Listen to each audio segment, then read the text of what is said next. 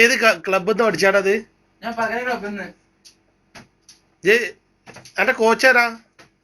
അകമേമുട്ടിയാണ്. എത്ര കാലം ഇത് തുടങ്ങിയിട്ട്? ഞാൻ 8 വർഷമായി. നല്ല പ്രാക്ടീസ് ആയിക്കണല്ലേ? ശരി. പവർ ടിപ്പ് ഒക്കെ കളിച്ചിരുന്നാ? ശരി. സ്റ്റേഡിയത്തില് കളിച്ചിരുന്നില്ല തിരൂര്?